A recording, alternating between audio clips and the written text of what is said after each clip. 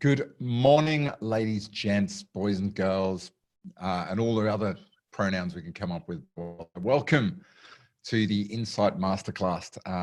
As you know, those of you who've been before, you'll know every month we do a few different types of webinars. We do one which is a topic webinar, which tends to be sort of for members of the program or by invitation.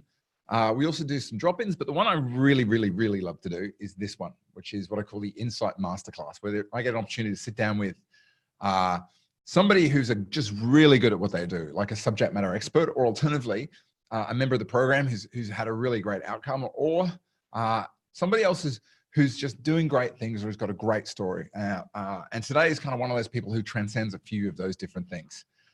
Ruben and I have known each other for quite some time. We've been working together for quite some time.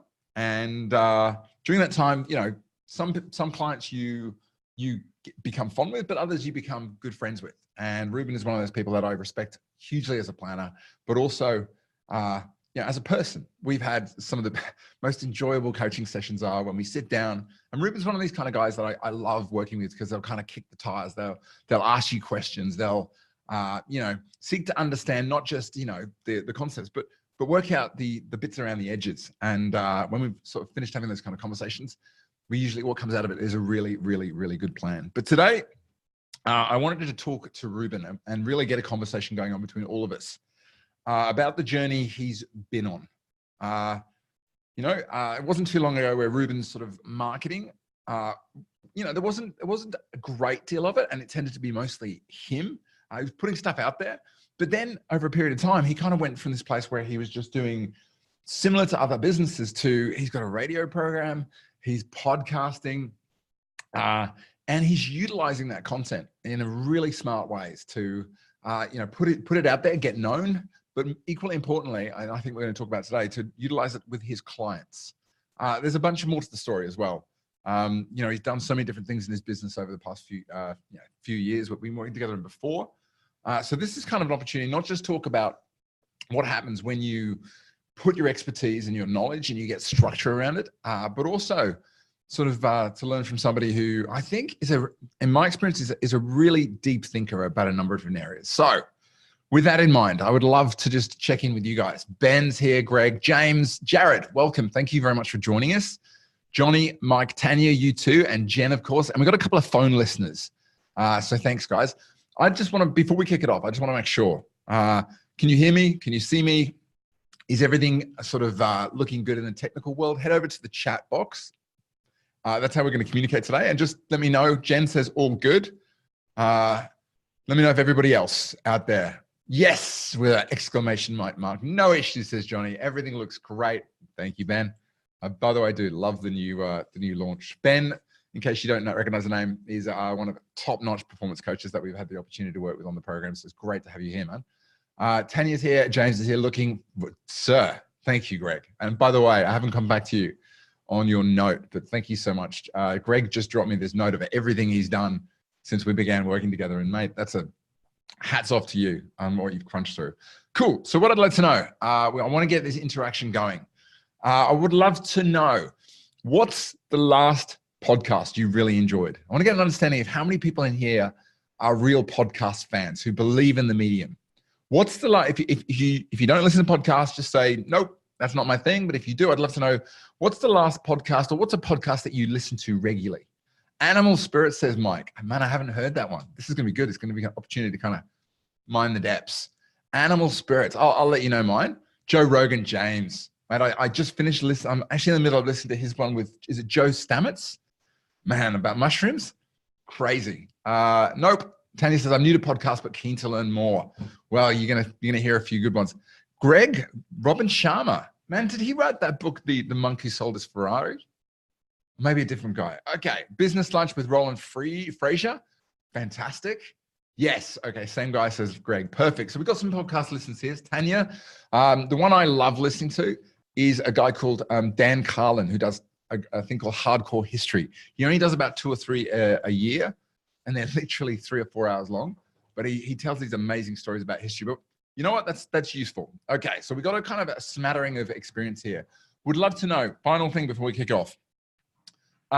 If you're here from a business perspective, or some other reason, what would you like to know from Ruben? Welcome to other people who are coming in as well, by the way. What would you like to know? What would you like to make sure we cover off? Richard, welcome. What would you like to cover off today? What do you want me to make sure I cover or ask Ruben about marketing, about radio, about podcast? Is there anything specific that's brought you here today that you would love to know about? So I can throw the right questions. Jared says, how to start. Mate, that is the best question of all, because we can talk about everything. But if you want to start, that's probably exactly the question we need. So Jared, thank you for that. Perfect. Look, keep them coming, because I do want to know. And this is best when it's done interactive. So at some point when we're having this conversation, if something pops up and you go, you know what, I want to know that, pop it in the box. I will line it up. And if I can't ask it naturally during the conversation, I will basically put it out there at some point. James says the return on the leverage. We can touch on that.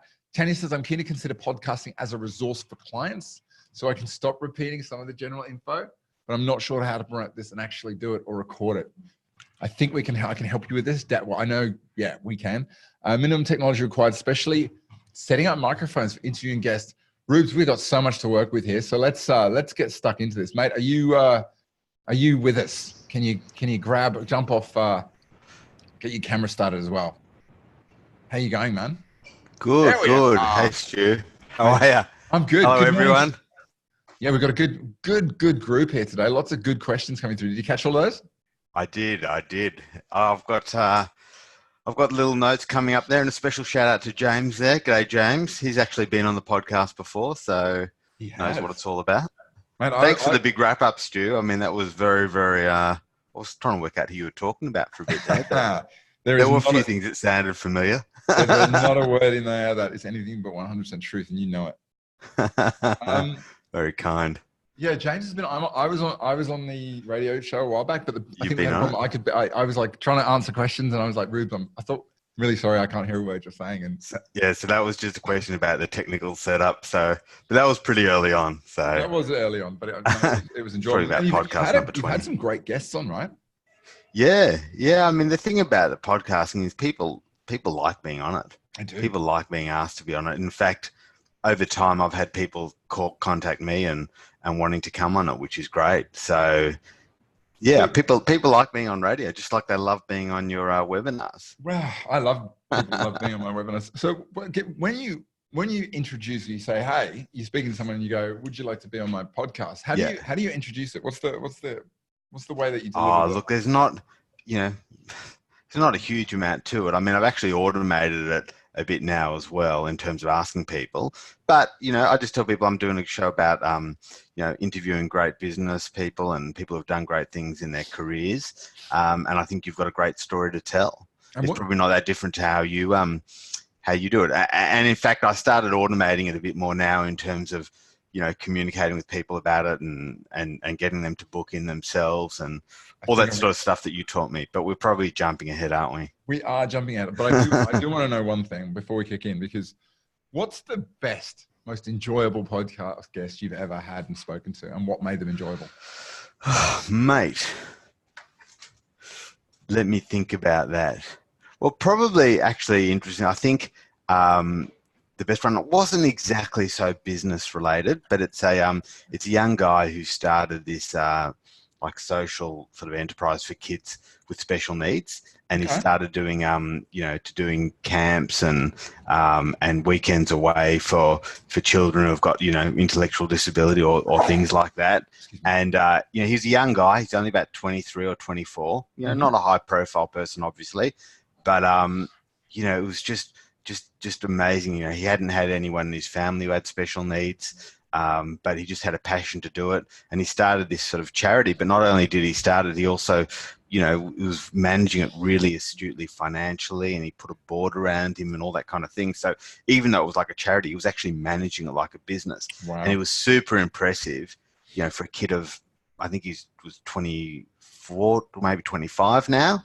And he started it while he was still at uni at age of 21. Wow. So, yeah. What was the guy's name? His name, Dean Cohen. Dean Cohen. Wow. Dean Cohen, okay. Yeah. Well, and he's the organization's called Flying Fox. Good name. Yeah. So we'll get into it, but I just want to know, you've been doing this for what? It's 3 years, and they're coming out 3 years now. Yeah, it's coming up to 3 years. Yeah. So what's been, you spend all this on a regular basis, sitting down and talking to these people and pulling out their stories. Yeah. What impact has it had on you personally, as a not just an advisor, but as a person? Well, first of all, I've really enjoyed speaking to people and finding out about their stories. I mean, and I've even had people I know who are sort of friends or maybe not close friends, but people I know are doing great stuff. And you don't often have the conversation socially about what they're doing in their business or their career. And it's actually really enjoyable, just connecting with people on that level as well. So I've really enjoyed that part of it. Because it sort of started more as a, more typical sort of finance related, talking about super and investment markets. And sometimes I still do talk about investment markets, but I end up pivoting more to talking to people. And I've really enjoyed that. I think it's, what us as financial planners are generally pretty good at. So that's been really good. And I've enjoyed giving other people a platform as well for them, because, for them to put out to their networks. And, I've really sort of enjoyed giving people that opportunity. Other than that, it's been a great way to express, what I'm thinking as well. I've got a segment which I started pretty early on called Ruben's Rant, which is, not quite like John Laws, or what's the other shock jock? Oh, there was John Singleton used to come out. Yeah, so it's not quite like that, but it just makes you sort of think about something that's sort of Alan Jones. Exactly. That's the one. Yeah. Sorry. Makes you think about something that's kind of, I don't know, irking you or something a little bit controversial, and it's actually really good fun just to kind of get out there and just do a 2-minute kind of rant about something. I really enjoyed that. You published an article, I think it might have been about a year and a half ago, and I remember you shared it with me. It was like, why I think we should charge fees to dead people. Why it's okay to charge fees to dead people. Yeah. And I was like, okay, this is going to be interesting. But it was a well constructed argument. It was a rant, but and that's the whole thing. Yeah. You get people's attention. Right. Yeah, I loved it. That's right. That was actually my most popular LinkedIn thing. Yeah, it got people going, which is it's funny. It's like, you remember Chris Bates? Yeah, he's massive on LinkedIn, isn't he? He's huge on LinkedIn. He had the same thing. I think his first post he ever put out was something around like why risk advisors suck or something. It was something so right. Like just something like, really it was just really obnoxious. Yeah. But that's. So now let's dive into so much to cover. Yeah. For those, most people in here will be familiar with you, but for those who don't, what do you do? Who are your typical clients? What does the business look like? How long have you been doing it? What do you love about it? Give us the 2-minute. This is Ruben. Cool. So I've been I've been financial planning for close on 20 years almost now, which is sort of quite hard to believe. Started in accounting. When I had to do my first timesheet, I kind of realized it wasn't for me. No, not quite. I did a few timesheets, and then I sort of worked out that's not really what I want to do. I want to do something that's a bit more forward-looking as opposed to backward-looking. So sort of jumped in, did a bit of paraplanning to start with, and then after a year and a half, being a young guy, 25, I thought I was too good for that, so sort of jumped straight into found a business called Trust Company that were recruiting advisors, and jumped straight in to the deep end. I know a lot of people are doing that now. Like a lot of people seem, in the XY Advisor Network seem to start really early, but then in those days, people probably hung around for 4 or 5 years at least doing paraplanning admin work. So I was quite young. So I didn't quite realize how difficult that would be. Okay. And then worked at another firm called Planning Partners for about 8 or 9 years. Was a partner there. Then me and my business partner went our separate ways, and started Adapt about 8 years ago. So we do. My clients tend to be probably similar to a lot of people out there, but maybe at the higher end. I've got a lot of business owner clients because traditionally in the initial stages got a lot of referrals from accountants. Mm-hmm. And then I've got like the medical professionals, and I've got some quite senior executives as well. And then sort of, being, having been doing this for a while, you have clients that move to the retirement stage. So not that many that might have started. You haven't picked up that many retirees as such, but just by virtue of being in it for a while, the clients have sort of moved to that stage. So, So yeah, and it's a typical, obviously, holistic advice. We've going through the program, we've sort of refined that over time, but it's obviously a mix of investments being a portion of it. But all the other sort of strategy work that goes with it, the superannuation, tax structuring, estate planning, some insurance as well. Don't do mortgages, sort of work with other people on that. So yeah, that's a business. And it's probably now at about 90 active clients, Okay. Which either half year, probably majority half yearly reviews, some at annual, and then there's like probably a smattering of insurance only type clients as well. So it's quite a kind of neat sort of business. Beautiful. And yeah, I know it's funny. You made the point about sometimes you get a chance to ask questions that you never asked before.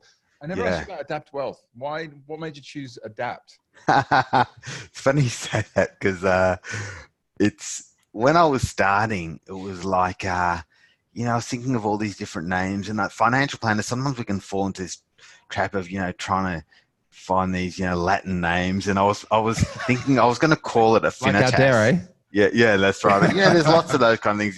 We like to think we've got to call it something special. So I was like, Affinitas. It was Affinitas and Adapt, and Adapt was really the concept really was that we've got to adapt to different circumstances. Yeah.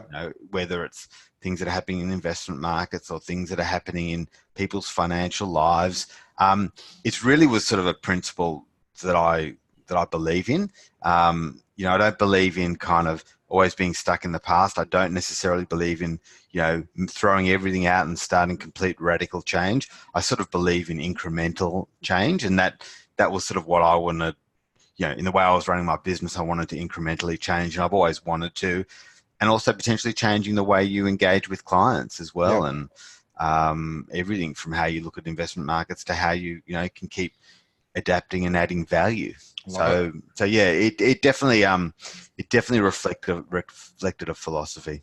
What do you think's how long? Sorry, actually, let me ask a question. Adapt Wealth. How long has the business been in existence? 8 years. 8 years. Okay. Yeah. So although it's actually, I mean, it's a mature business, but it's not a really old business, is it? No. So what do you think's the best decision you made along those 8 years to where you are now? What do you think are the best decisions you've made or lessons you've learned? There you go. There's a tiny question, Ruben. Yeah, best decisions. Well, I think maybe just making sure that the business sort of fit in with my lifestyle and my sort of goals, right? In terms of, how much I wanted to work, how hard I wanted to work, how, the kind of clients which I took on. I've always been pretty careful with the clients that I take on, really the ones that I enjoy working with and want to add value. So I think I worked that out pretty quickly. And I think it's obviously easier when you start a new business. But also acknowledging that, yes, I want to grow with the right clients. I didn't want to grow enormously. I wanted to have it fit in. I do sort of some community work and all that sort of stuff. And really just, I guess, ensuring that the business, fit the goals and the lifestyle that I wanted. And also, I think, trying to engage openly with clients and just, as I said, making those sort of incremental changes over time. A lot of stuff that we did together, on the program, has really been helpful. So I think that's probably the most important one is making sure it fits in with my life and what I really want to do. Perfect. So with that end, just so we can record this bit and use it again, of all the things we've covered in the program, what do you think has been the most helpful or the one that's really, got you the best results? I think it's been using systems and technology. Okay. Just systemizing things better, and I suppose, there's lots of small incremental things, except from the way you do file notes. I've now got a remote staff member. I think it's been around just efficiency in how you give advice and sort of being able to do what you do in less time. I reckon I from the right, I just became more efficient in how I use my time. So let's jump into that, because I know when you first started doing the podcasting, it worked another way. And we were just talking before we came on board, and it sounds to me like it's just gone to a next level in terms of the back office. Let's go right to the very beginning. How did this opportunity come up? Were you doing a lot of marketing before it came up? It's probably the first. So do you want to know how I got into it? Yeah, I kind of do. Okay, so it's a funny story. It's been one of those things that's always been on my bucket list. It's always been at the back of my mind that I wanted to do a radio show. Yep. And there's a local radio station community called J-Air. And I was at my folks my folks got a place on the beach in Frankston, which is down the Mornington Peninsula. And I was down there one summer for a week or so. And my dad's one of these blokes that he's a very friendly guy and he's always dragging people in from here or there. And, he brought some guy in I'd never met before. And I was chatting with him and it turns out that he's the president of this radio station. Wow. So this guy, came up for the day. He was having a great time. He went to the beach. We gave him lunch. He fell asleep on the couch. He hung around for dinner, had a few drinks. And I said to him, look, how's the station going? And, do you have anything that's sort of business or finance related? And he goes, we don't. And, just put something together, a bit of a proposal. And, we'd love to do it. So that's really how it kicked off. So the lesson here is if you can't invite the president of a radio station down and get them drunk, it's just ask for it, isn't it? I think that's the only way, that's the only path to do it is to have the president of the radio station come down to your holiday house, fall asleep on the couch and have a few glasses of wine. If you're not doing it that way, I just don't know what other path there is. So just to Ruben's Holiday House is available now for rent on Airbnb. Connections don't come free, but yeah. So essentially, you just put it out there and you asked. Yeah. What did the proposal look like? It was nothing. It didn't take pages and pages. It was a bit about who I was. Yeah. A bit about what I wanted to do. The importance of financial advice and all that sort of stuff. It wasn't something that I spent any longer than an hour on. So not a huge amount to it. They phone you back. They're like, yeah, that sounds great. Yeah. Come on in. Yeah, come on in. It sounds good. Come on into the studio. At the first few episodes, Craig Bigelow did them with me, which was a lot of fun. Yeah, he sort of did maybe the first 5 or 6 with me, which was great. Come in, learn how to use the equipment, and go for it. So first time you're in there, did they kind of close the door on you and go, off you go, and you were like, holy moly, what do I do? Pretty much, yeah. Although I have to say I adapted reasonably quickly to it. But sure, the first number of episodes are a little bit scratchy, and maybe you listen to yourself after and you thought, you sounded a bit low on energy and that kind of thing. So I probably listened to myself a little bit in the first while to try and work out how I could, improve it. That's but the thing is with this, the initial thing was doing a radio show, and I only sort of once I was doing that, I realized, hang on, there's really good software here where they record the show on. Yeah, I can turn this into a podcast. So I kind of worked that out, maybe 7 or 8 episodes in, and figured, well, I can actually use all this content. So I got to that realization. I thought, yeah, great. And I, got my website designer. I was designing a new website, got them to fit it in to that. And before you knew it, it was a podcast. Just I want to pick up on Jared's question, how to start, because you started by going out and going, right, what is a platform that I could just put it out there and put a couple of pages out there and see who get there. And you in particular chose J-Air, but but that was the race. I mean, there's so much resources out there to and I was just thinking about that before. There's so much resources out there in terms of what you need to start the podcast. I'm just trying to remember what it was, but maybe we'll put it on afterwards. There's a website which I looked at a lot in the beginning. Was it the Podcast Host? The Podcast Host? No, I'm not sure. Do you know what? Do you send an email afterwards? Yeah, we will totally send. If you mention any links. I think.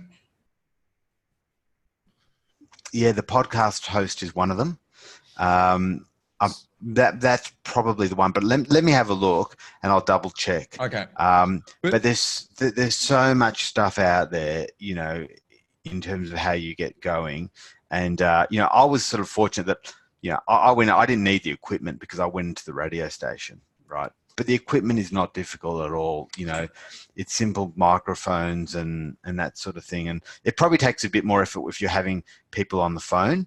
Remote, like that probably you probably need to be a little bit more careful with your technology to make sure it sounds right. But you can get going really quickly. So equipment, and there's lots of podcast hosting sites. There's, the one that I used was Omni, which was fantastic, but it was probably at the upper end. There's, Blueberry, there's Podbean. There's a whole lot of them, a whole lot of different places where you can host your podcast. What, like in terms of audio, what's important to know that, because I've certainly read in videos that audio is one of those things that if it's poor, people just check out immediately. So what's been your experience? Yeah, well, look, once again, invest in a decent microphone. There's no great science to it. It's it doesn't have to cost more than $150. True. So really that's fine. Yeah. I think that's a bit more high tech. You've got there, Stu. That's about a $240 mic. Really? It's an XLR. It's called the Procaster by Rode. It's awesome. It's got a boom. That's what makes it look. But there's also one called the Podcaster, which is a USB mic, and I think you got to ask the question: are you going to use standard analog equipment? In which case, you get the analog stuff. If you're not, just get the USB version. And I've got a USB. You can probably see it on the desk over there. Yeah. It's a really old ATR, and that's what I use for recording sort of all of my blogs and things with the AI stuff. So, the equipment is really easy. It is. Really easy. What else is you going to start? One thing I might mention. If you are going to have guests, you need to understand a little bit about the way that mics work. So, do you want to talk through the omnidirectional versus cartoid and all the rest of it? I probably am not exactly the person to do that, Stu, to be honest, because as I said, I went into the radio station, it was all set up there, right? So I didn't need to invest in all that equipment. Cool. So I'm probably not the tech guru on that. But as I say, there's so much out there. Can I give a recommendation? Absolutely. If you're looking for a mic because what you want is, this is an omnidirectional, which just does the front. Yeah. You can get others that'll pick up background noise, and you'll get some which will have they'll pick up noise from the front and the back, which is great for interviewing. The one that is a USB mic that will allow you to switch between the modes is called Blue Yeti. Yeah. In other words, there's a switch on the back that you can put it in front of you, go, okay, interview style, and away you go. Awesome. So that's the way to go. Mike says how to hook up two mics. Depends what you're recording into. For them, like if you're recording into a computer, you can get a little headphone jack from Rode. I'll bring the thing along, which enables you to basically split the whole channel into mic audio. What we'll do is, you know what? In the email we send out after, I'm going to get through a bunch of links to various places. But absolutely. My experience is storedj.com.au. Those guys are incredible. They'll help you. So we'll give some more information on equipment. Talk to me about, so you Sorry, Stu, you're cutting out a bit there. Can you hear me now? Yeah. Okay, yeah, my internet connection just dropped out a little bit. Yeah. So you're there, you're going, I'm producing an hour's worth of content every week now. Yeah. I want to just talk a little bit about structure before we jump into using it. Yeah. What did you learn early on about structuring the conversations in the radio show? Yeah. Well, I think part of it is pre-preparing the guests a bit before, and I probably didn't spend a huge amount of time doing that, but it was more explaining to them, listen, this is a conversation, right? It's not a monologue, and I may interrupt you a little bit at times just because I want to keep it engaging, because that is the risk. Sometimes you'll get guests where they'll just go on, and it's difficult to stop them, right? So that's really, really important. Because no one just wants to listen to a monologue. Yeah. The other thing is pretty quickly I got sort of, having a few different segments worked really well. So I had the Rubens rant. I started that quite early on, where I had like a 2-minute rant, which was a lot of fun. And you could create a little segment for that as well. And actually just really easily I made that its own little podcast as well. just the Rubens rant. So you can find that and hear them all too. So having a Rubens rant, I had what I call Propeller Head of the Week, which was just a new, often a bit of a technological thing, or it might just be sort of some kind of shortcut or hack that I found was working really well. Yep. Often sort of tech related. And then I always have with my guests, I ask them for their top 3 tips at the end, right? So just even having those 3 or 4 sort of segments just really worked well. Yeah. And then, a bit of a structure the way you talk to people. And you learn that over time, which is, once again, nothing too serious, but asking them obviously about their background, trying to ask them a few challenging questions that they've got to think about, like what you asked me. Ask them what's worked well, what hasn't worked well. And before you know it, you've had the conversation for half an hour or so, and then it's getting towards the end. So yeah, having a few different segments and a bit of a structure for the conversation, which tends to sort of, you tend to replicate that with all the different guests. That's perfect. Yeah. I mean, different structures, some people like to start off light and easy and let's say the difficult questions to ask. You got people like Steve Crawford who just like to jump straight in and go. Yeah. No, there's lots of different structures, but as long as you know where you're at and they kind of know what's coming, then it can work really well. So you've got this structured recording. You've got pieces. You kind of know where bits and you know where the rant is. You know where the propeller head. You have the ability to cut it up. How do you go from having that to suddenly putting it out in a format where you can use it through podcasting and other areas? Let's talk about that. Well, that was obviously a bit of a stage process in terms of how I did it, and looking online and finding a lot of research how to do it. But certainly, I think the reason for the longevity is that I ended up being able to systemize that quite well. Okay. So I didn't have to spend a huge amount of time in post-production. So the way it's been going for the last quite long time is I'll literally I'll get the podcast done. Yep. I'll download it to a to a Dropbox, and I get someone in America who writes up show notes. They're specialists in writing up, specialists in just doing show notes. That's all they do. Okay. Show notes for podcasts. So they listen to it. And I talked to them a little bit about how the structure I wanted it. Just trying to see if I can find, once again, I'll include them in there. So they listen to the podcast and write up some really good show notes. Okay. So, that's like one of the things that, and that's really good for SEO, and it's good as a blurb to when you email blast it out to clients. So that's what I did. And then I, and what does that cost you? It was about maybe $40 a show. Yeah, which is not cheap. But it's about what it costs to do a video. So it's not but on the other hand, it's like, once again, if I didn't outsource it, I wouldn't have done it. And I probably did the first number, and then I wouldn't have done it. So, did that. And then one of my sons, is now nearly 18. He actually edits it.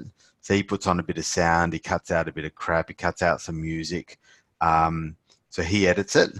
And then once that's done, I send it to my second son, and he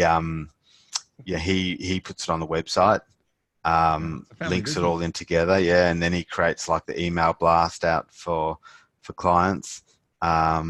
And then it's basically, then I'll review the email blast and send it off. Now, the only glitch in that whole process is getting the boys to do their stuff on time.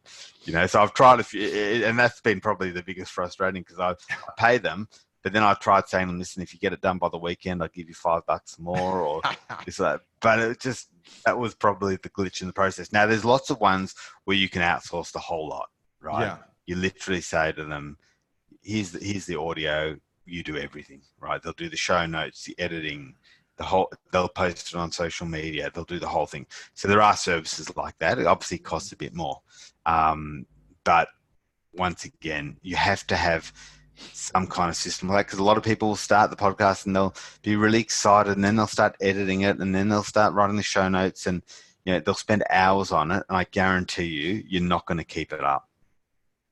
Yeah, I think that's a really key point to make. That if it's not simple, if it's going to sit in your outbox. I mean, can I talk a little bit about editing the conversation? Because personally, through doing this, some people say I still talk too much, but I've learned that there are certain things I do when I'm recording it. You know, I get all the chit chat up front and then I'll stop and dive into it. Whenever I go from one section to another, by slide changes, I'll stop, take a breath, wait for the slide change, and then talk, which makes it really easy to edit. What have you learned from making it the editing part as, you know, as stress-free and as effort-free as possible? Well, there's two modes of way of you know, people that research it. There's two sort of thoughts on these. One is that you just don't edit that much. Yeah. You know, you Tim just Ferriss style. Yeah, you just kind of get it out there, right? Which is the path that I take, right? I figure once I've got the conversation the way I'm doing it, it shouldn't need that too much editing, right? Yeah. And then obviously they've got other services where they'll edit it. They'll even do things like taking out ums and ahs, and they might cut out bits that don't work. But to be honest, personally, I don't think it's necessary. So what my son was really doing was, you know, there was cutting out, you know, there'd be like a couple of music breaks. He'd cut those out. Before Ruben's rant, you know, he'd put like a bit of a sound clip before it and a few things like that. So it wasn't and then he'd create like the different segments. He'd chop them up so I could share segments differently. But that's as far as I went to in editing. So once again, I personally don't think it's necessary. So get the structure right. Yeah. Get the structure. Maybe even take notes. Okay, where am I at? It's 12:30. Okay, I'm about to do Ruben's rant or whatever it might be. And where did you get your audio intro and outro from? I think it was Fiverr. Yeah, it was one of them. I got mine. Our exploding light bulb came from Fiverr. Yeah, I reckon it was Fiverr. Yeah. So beautiful. Anything else? I mean, in terms of equipment, software. I mean, that seems pretty straightforward. It was, yeah. I mean, and as I said, the Omni, that software I found really good, but it's probably at the more expensive end. But it's great. You know, it submits it to, you know, you wouldn't believe how simple it is to submit your podcast to iTunes, to Spotify, to what's the Android one? Ice Cream? No, that's an operating system. I'm not an Android user. But. Oh, okay. So it's just so ridiculously easy from this software Omni to do that. It literally has got links to it. So you make your podcast live and it's submitted it to all these places. So you know, I'm on Spotify, I'm on iTunes, and then it's interestingly there's a whole lot of other podcasting platforms that just pick me up somehow. So I'm probably on like dozens of them now. You know, they just found me somehow, and they just, I don't know, they got the what's it called? I always forget what's it called when they when they pull in your data from a website. RSS feeds. Yeah. It's really simple, but that's what so that's all done by RSS feed. So it's ridiculously simple to do that. So how many podcasts are you in now? 80 podcasts. Yep. And you got this library, and the best part about it is it's not going away. It's actually people are going back and they're listening. Yeah. I mean, have you done a bit of a reading of what's going on in the podcast world? Because man, when I started listening to Tim Ferriss, I made the assumption that everybody's listening to podcasts. But it's exploded. Oh, it's massive. Yeah, it's just an enormous industry now, and that's why there's an enormous number of businesses that are supporting people in producing podcasts. It's huge, but that's good, and it's got its challenges because there's new podcasts coming up all the time, and it's not easy to stand out. So they're both. It's good because more people are starting to listen to them, but it's also, it's got its challenges, and also people's attention span is not that long either. So look, I want to talk about the sort of impact it's had on your marketing with clients, because I think that's one of the most interesting parts of this. I don't think you ever set out on this to be I'm going to put this out and it's going to generate hundreds and thousands of leads. Yeah. I think it just started as I'm just going to do this and see how it goes. That's right. But then something interesting happened with your clients, right?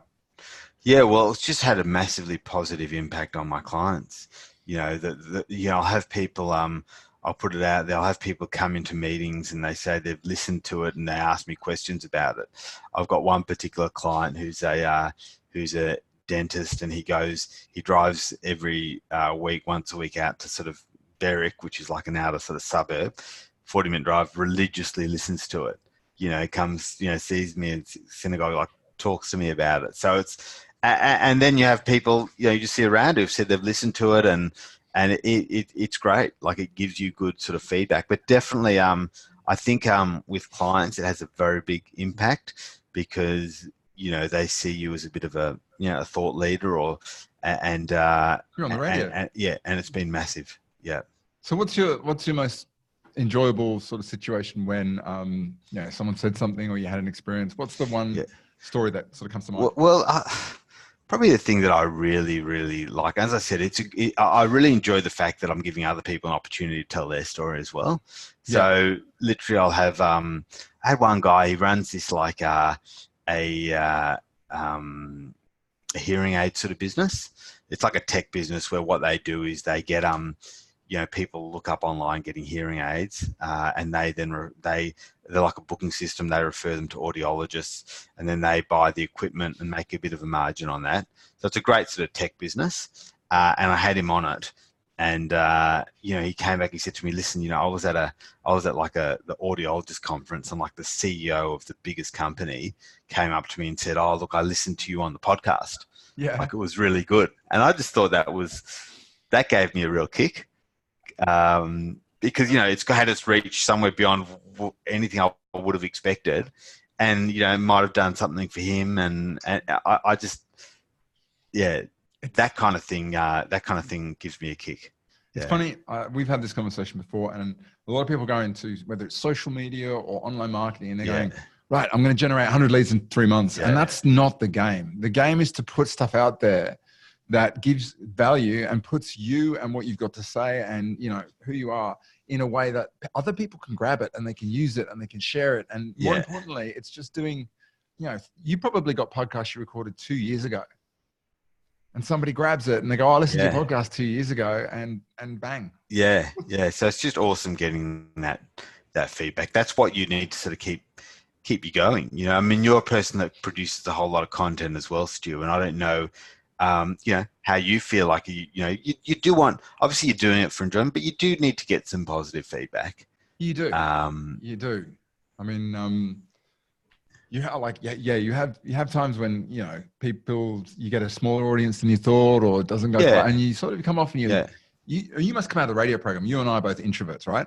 You must come out of it pretty exhausted. You have that moment where you come out and you go, you have to sit down, right? Yeah, definitely. I need a strong coffee. Absolutely. Yep.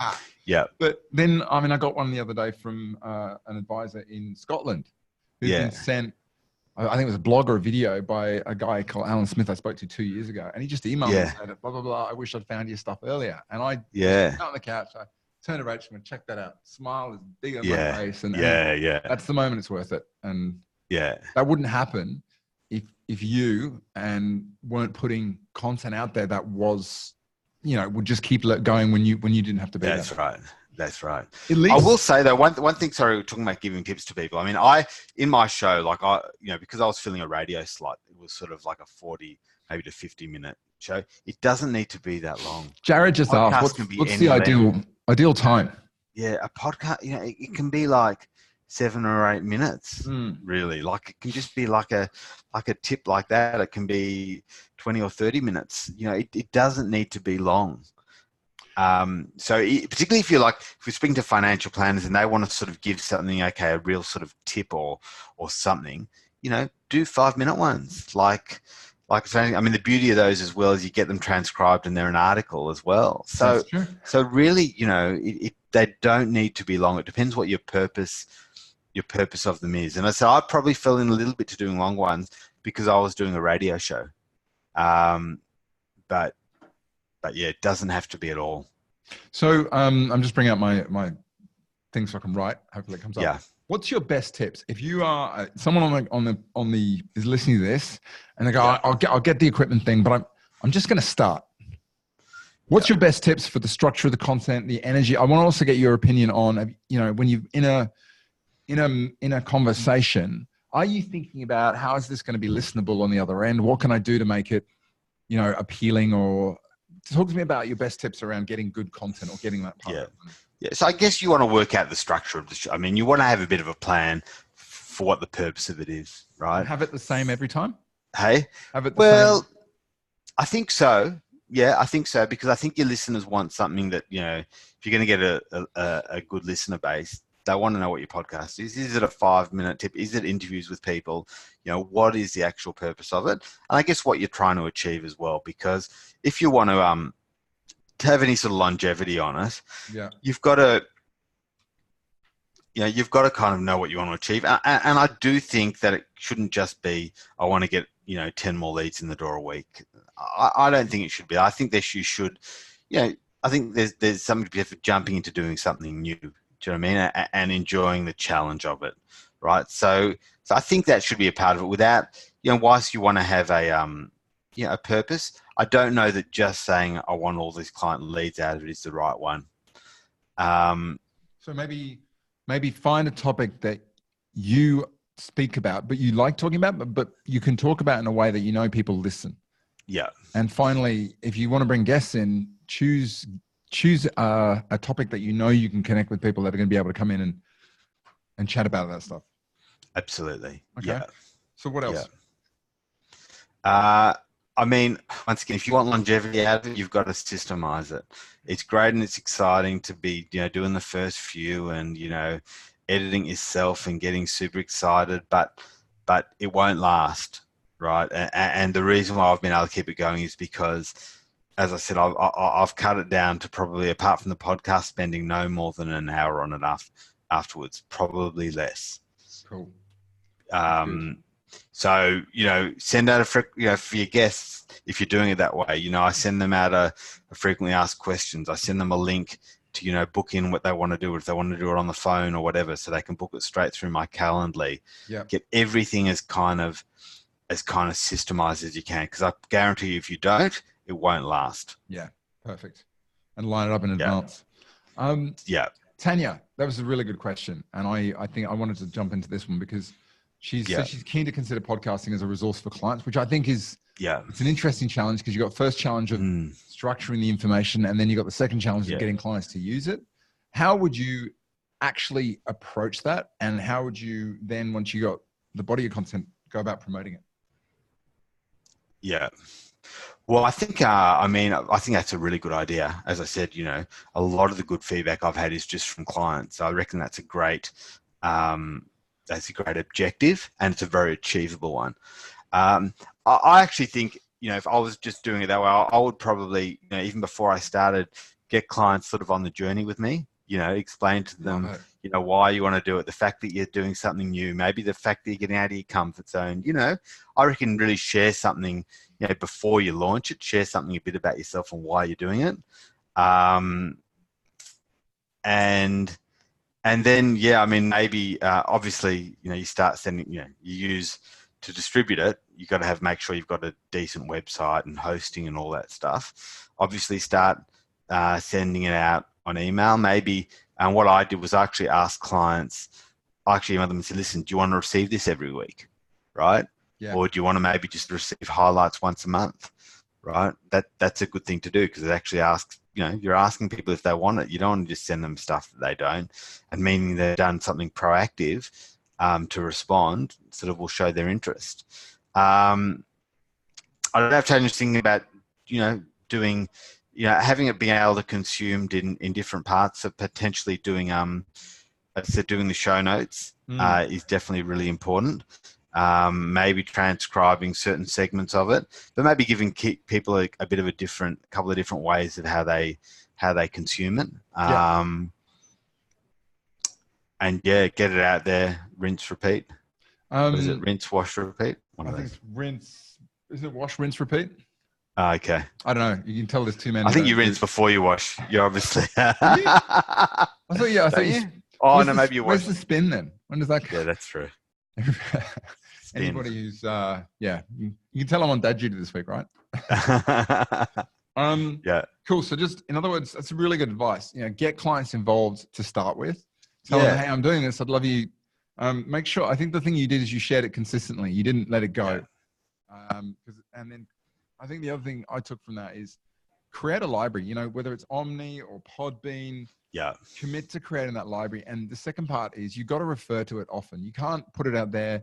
You've got to be mentioning it to clients. Hey, I'll send you a link to this, and it's got to become almost like a central part of your business, because if you don't use it, they won't use it.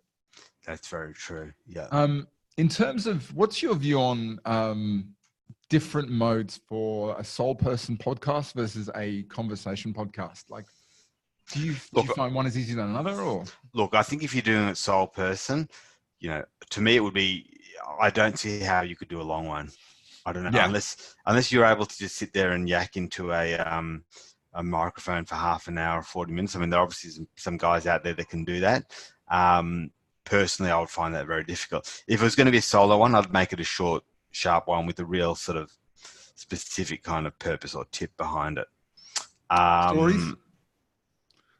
Yeah. Well, what are you saying? Stories if you're speaking to someone else? You're going to do them. Well, stories are great anyway. I can't remember who once told me. They said if you're ever trying to cut down the length of the presentation, cut anything that's not a story, and just leave the story. I think that's true, and that's why when you're speaking to people, you're finding out about their story. So that's probably quite good. Sorry, Stu, I just want to mention before we go as well, we're talking about different websites. One of them, which I really want people to check out, is called Content 10x. It's Content 10x. It's actually a podcast as well. It's basically she's Amy Woods. She's based in the UK, but what her business is all about is taking podcasts or pieces of content and turning it into like a whole lot of other pieces, turning it into blog posts, into articles, into all this stuff, right? Into videos. Really cool. Whether you use her or not, but she's got a great podcast, which is Content 10x, and that's an example of a podcast that's a bit of a how to do one, right? It's like they're generally quite short podcasts. Some of them might just be her giving tips. Sometimes she might be speaking to other people, but get onto that and it'll give you some great ideas as to how you can repurpose your content. Maybe even another thing is if there's a style that you really, really like and it appeals to you, just copy that style until you find your own. Absolutely. Like that's probably a good way of doing it. Okay, look, this has been amazing. Such a fun conversation. I want to just check in with everybody. I'd love you to, as we said earlier, getting feedback is a key part of this. So if you can head over to the chat box and let me know what's been most useful, what's something you've taken from this or you've been most impressed by, as well as we're going to get through any other questions that are outstanding. But I was wondering if you could do us a favor, because Ruben's actually been nominated for the top 50 most influential advisors in Australia, which I think, dude, for someone who is usually, sidesteps the limelight as quickly as you will. I know it's a little bit out there. I know, but I figured, go to your comfort zone. I would love you to win this. I'd love you to win it. To be in the top 50. And this is kind of like the Logies, right? It requires a lot of support. And I'm going to put this out on my LinkedIn, because I can't think of anybody I know I've seen in this lineup who deserves the limelight. Those who don't often ask for the limelight, I think the ones who deserve it. But we've got a bunch of people on here today, guys. I'm going to put a link in here, and if you'd be willing to go to that link right now and just pop a little vote in for Ruben, that'd be really, really, really, really helpful. The link is just there. It's financialstandard.com.au voting. I've put it in the chat box. If you're willing to do that, if you're willing just to say, yep, I've done it, and go and do it. Done, says Naomi, you absolute legend. Oh, thanks, Naomi. And make sure you don't vote for anybody else in there as well, because they're my competition. You can vote for other people, but don't do it. Yeah, exactly. Just don't vote for any of those people. Just the one that says Ruben. But if you'd be willing to do that, that'd be great. Thanks, guys. So that's awesome. Thank you. Okay. Ben said the most important point. Thank you, by the way, Ben, first for sharing about solo podcasts to be shorter and a very clear outcome of each episode. I think that's a good one. I think that's very true. And I think if it's just you and you got nothing else to fire against, your content has got to be really sharp. Yeah. And probably just about one thing, to be honest, like one story with a moral or one question. And high energy, Stu, right? High energy. Yeah.